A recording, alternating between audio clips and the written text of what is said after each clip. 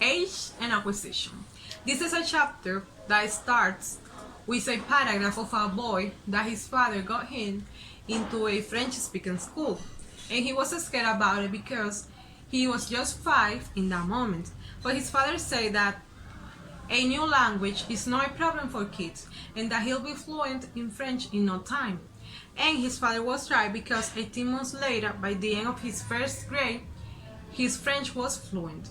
Does age matter for the ultimate attainment of second language acquisition? This is a question that we are still sorting out, and we will look at the issues and the related research in this chapter. What we do know is that we have all observed children acquiring their first language easily and well. Yet adults learning a second language, particularly in educational setting, can meet with great difficulties and sometimes failure. Dispelling myths. Let's begin by dispelling some myths about L1 and L2 acquisition.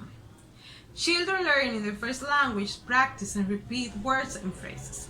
Therefore, foreign language classes should involve a lot of repetitions and practice. Child language acquisition is mainly a matter of imitation. Therefore, language classes encourage plenty of imitation. Children practice separate sounds, then sentences. This natural order should therefore be used in teaching a foreign language. You did not have to translate when you were a child. If you were able to learn your own language without translation, you should be able to learn a new language in the same way. These statements represent the views of those who felt that the first language learner was looked upon as the foreign language teacher dream. Pupil who mysteriously lacks up his vocabulary, whose pronunciation, in spite of occasional lapses, is impeccable, while morphology and syntax, instead of being a constant headache, comes to him like a dream. Types of comparison and contrast. First, it is illogical to compare first language acquisition of a child with the second language acquisition of an adult. It's more logical to compare second language learning in children and adults, or to compare first and second language acquisition in children. However, consider this. Do 5 years and 10 years old exhibit differences in mental and emotional processing? Of course they do. They exhibit a whole array of cognitive, affective, and physical developmental changes. The critical period hypothesis, the younger the better. The critical period hypothesis claims that there is such a biological timetable.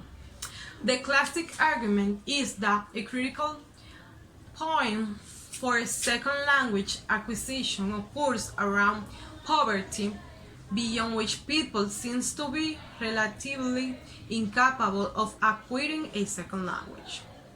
Neurobiological considerations. One of the most interesting areas of acquiring age and acquisition research has been the study of the functions of the brain in the process of acquisition. Hemisphere lateralization. Several decades ago, researchers were favoring lateralization of the brain as the key to answering such a question. There is evidence in neurological research that as the human brain matures, certain functions are assigned or lateralized to the left hemisphere of the brain.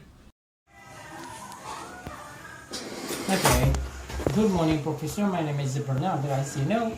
So I'm talking about my presentation of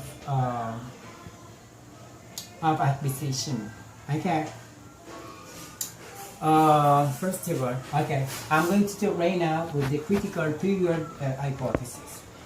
Okay, the critical period hypothesis, more discussion about age and acquisition center, and the question whenever there is a critical period language acquisition, and biologically determined period of life language can be acquired more easily and beyond which time a language is increasingly difficult to acquire.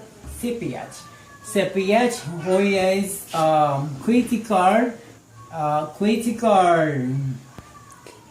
period hypothesis, and the critical period hypothesis claims that there is such biological timetable initially to the nation of critical period was connected only to the first language acquisition, according to Singleton and Ryan 2004.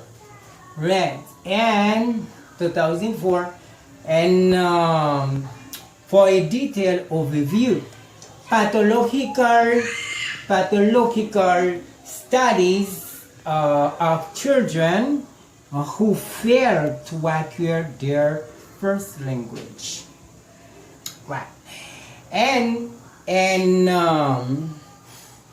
recent years, a plethora of research has appeared on the possible application of the critical period hypothesis to second language contexts. Okay, hemispheric lateralization. Some scholars have singled out of lateralization of the brain as the key to answering a question. There is evidence on neurological research that as human brain matures, certain function and aside to the first hemisphere of the brain and certain other function to the right hemisphere. Okay, the left hemisphere, what is that?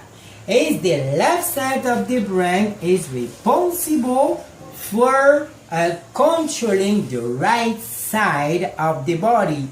It also performs tasks that have to do with logic, such as science and mathematics. Okay, in other hands, the right hemisphere coordinates the left side of the body and performs tasks that will create creativity and arts. Okay, now I'm going to start with right hemisphere participation. Another branch of neurolinguist research focus on the role of the right hemisphere and the acquisition of a second language. A second language, according to Ober, 1981, who notes that second language learning that is significant right hemisphere participation, and that participation is particularly active the early stages of learning a second language. But this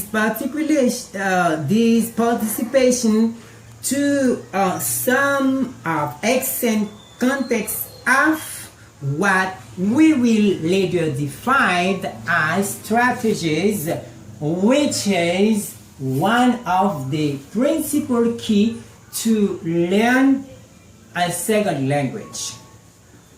Okay, what are strategies? Strategies are a specific method in approaching a problem or task, mode of operation for achieving a particular end, playing the side for controlling and manipulating certain information. According Erfurt Ehrman 1998. Okay, about the strategies, I'm going to speak about a lot of. The first, I have a clear motivation. Immerse or involve yourself. Listen frequently. Learn vocabulary in a fast way. And facts and different language. Use space repetition to build up vocabularies. And learn words and phrases.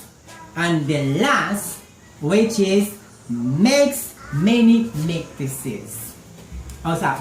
Mistakes. Sorry.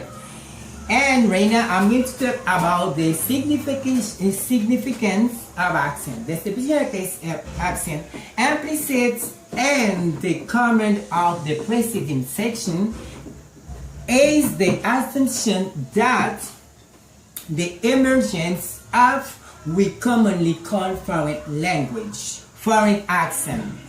Foreign accent is some of importance our argument about age and acquisition.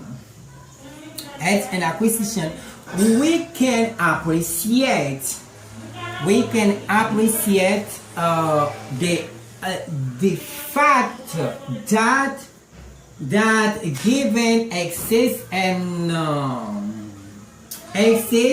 of several hundred muscles, such as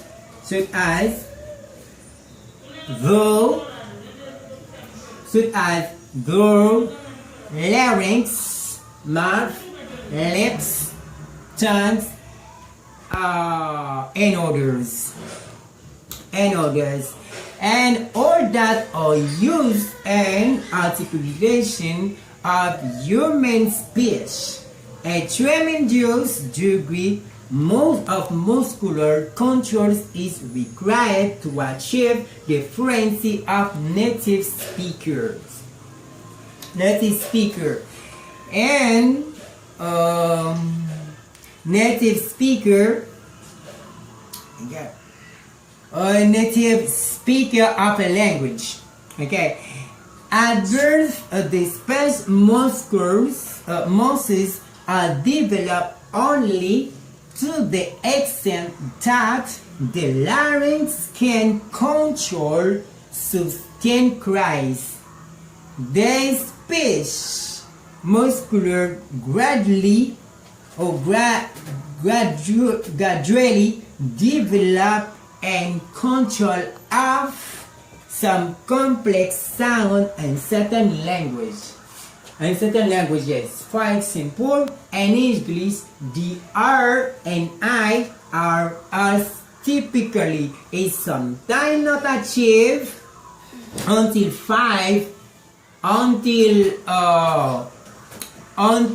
after age 5. So, although complete phonemic control is present individually in all children before puberty. Is all of my time. Thank you. Have a good day. Hello everyone, my name is Yocasti Valdez. I'm going to explain about chapter 3. It's very interesting that I saw about age of acquisition. I'm going to continue with cognitive consideration, affective consideration, bilingualism, linguistic consideration, interference between first and second language, order of acquisition, cognitive consideration. Human cognitive develops rapidly those the first 16 years of life, and less rapidly thereafter. Some cognitive changes are critical others are more gradual and difficult to detect. A critical stage for a consideration of the effects of age on a second language acquisition appear to occur in Piaget outline and puberty and in puberty. Age 11 in this model. It is here that a person becomes capable of abstraction, of formal thinking which transcends concrete experience and direct perception, but cognitive arguments still remain persuasive. Young children are generally not aware that they are acquiring a language, nor are they aware of socially valued and attitudes placed on one language or another. It is interesting to know that comparison of child and adult second language acquisition almost always refer, in the case of children, to the classroom learning of a second language. Even so many foreign language classrooms around the world still utilize an excessive number of routine or rote learning procedures. So if the adult learnings a foreign language methods are compared with children learning a second language in a natural, meaningful context, the child learning will seem to be superior. According to Piaget, the course of intellectual develop in a child through various stages: sensorimotor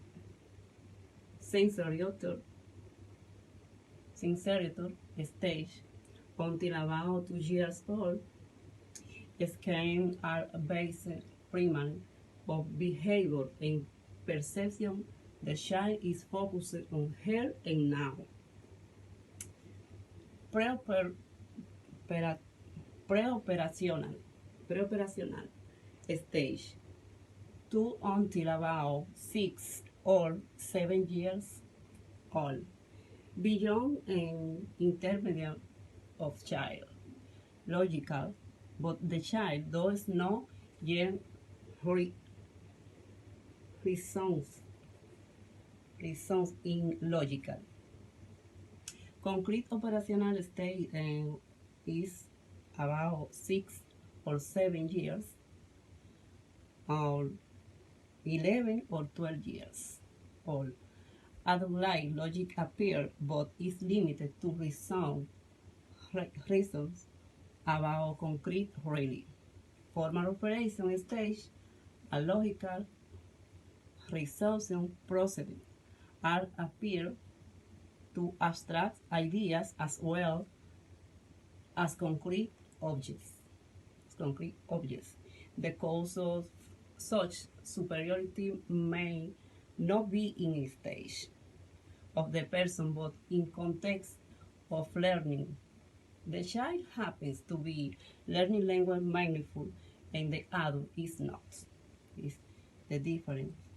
But it's not difficult to learning language for adults.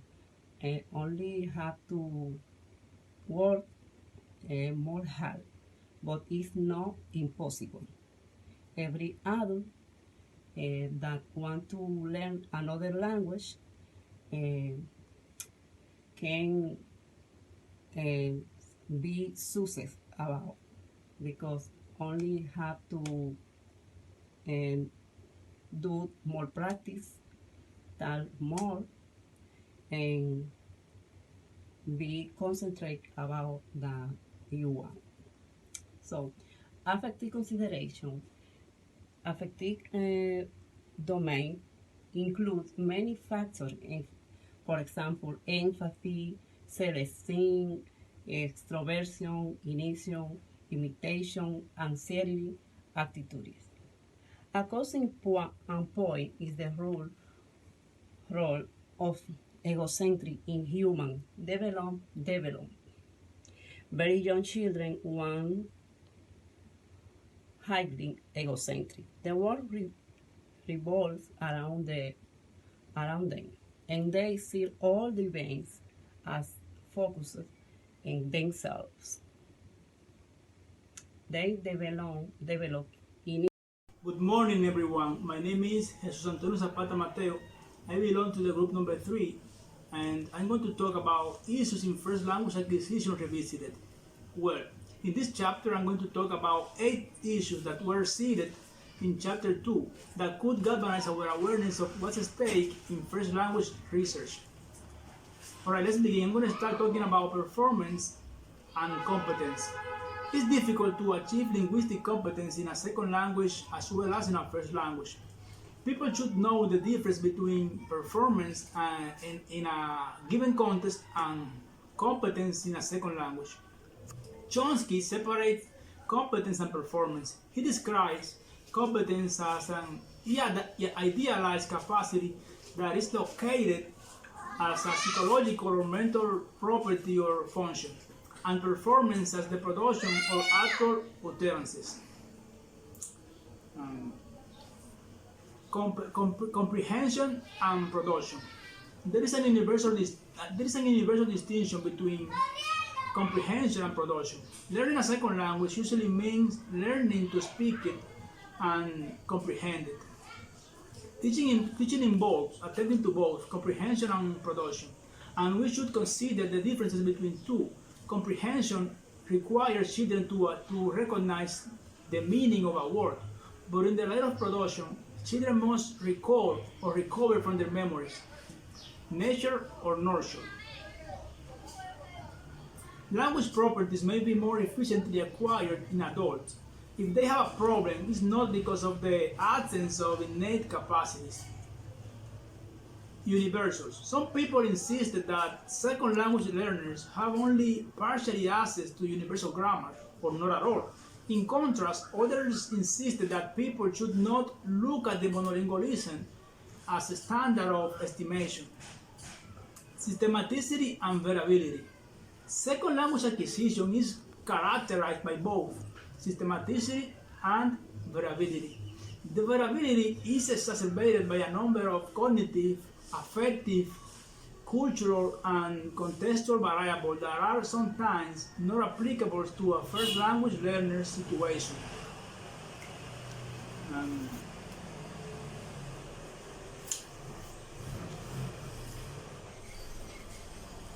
Language and thought. Language helps to shape thinking, and that thinking helps to shape language. Language acquisition at any age is also a thought acquisition. Imitation. While children imitate meaning better, adults can imitate the surface structure better. Adults learning a second language might do well to attend consciously to truth value and to be less aware of surface structure as they communicate. Practice and frequency. When people learn, the important thing is meaningfulness, not the frequency of stimuli and the number of times spent practicing a form. It's crucial to contextualize appropriate and meaningful communication. Input. Teachers should derive deliberate but meaningful communication with students, and that input should foster meaningful communicative use of the language in appropriate context. Discourse. When we study children's amazing dexterity in acquiring rules of conversation and in perceiving intended meaning, we can easily find ways of teaching such capacities to second language learners. Some age and acquisition inspires language teaching methods. Total physical response. Total physical response, TPR, is a method of teaching language or vocabulary concept by using physical movements to react to verbal input. The process mimics the way that infants learn their first language, and it reduces students' inhibition that lower stress. And finally, the nature approach. The nature approach is a method of language teaching developed by Stephen Krashen and Tracy Terrell in the late 1970s and in the early 1980s. It aims to foster naturalistic language acquisition in a classroom setting. And to this end, it emphasizes communication and places decreased importance on conscious grammar study in explicit correction of student errors. In the natural approach, language output is not forced, but allowed to emerge spontaneously after students have attended to large amount of comprehensible language input. Well, that's it. I hope that you all enjoy my presentation. If you have any question, I'll be glad to answer them in the conference. Thank you so much.